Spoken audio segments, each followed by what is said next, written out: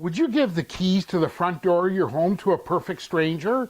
On this video, I'm going to show you that you may already have done that and give you 3 tips on how to get it back. Hey, my name's Matthew. Welcome back. And if you're not a subscriber, go ahead and subscribe now. Hit the bell icon.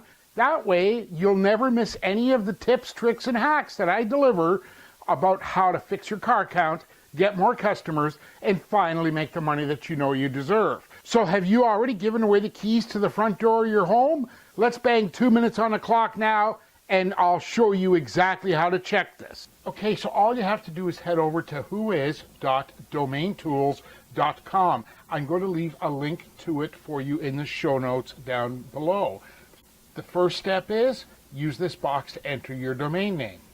I'm just going to use my main domain, justthebestmarketing.com, and hit the search button.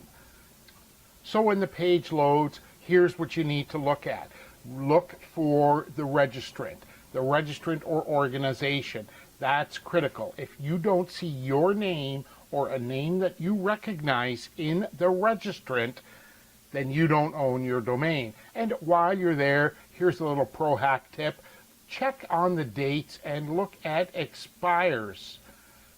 I can't tell you how many times shop owners call me with a problem on their website only to find out that it expired a week ago. So it would be a good idea to make a note of that. So there you are. Pro hack number 1 is log on to Domain Tools. I'll leave the link in the show notes below.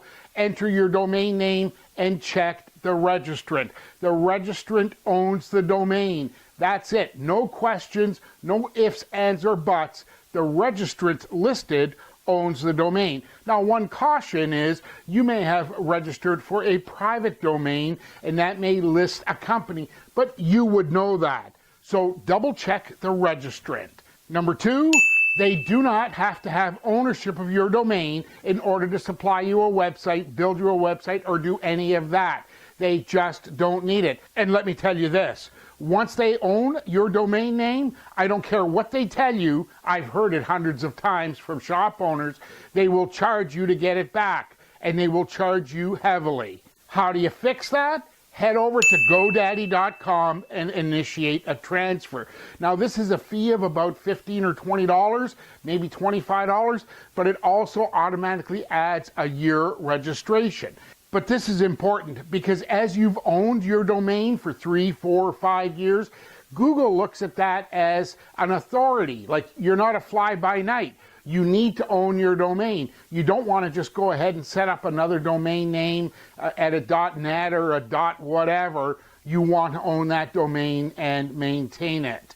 And before you leave, tell me in the show notes below, what did you find when you checked your domain? Or what did you like best about this? And what did you learn about this? And I promise I will respond to you. In the meantime, my name's Matthew. If you haven't already subscribed, go ahead and do that. Smash that subscribe button. Hit the likes. That's the thumbs up.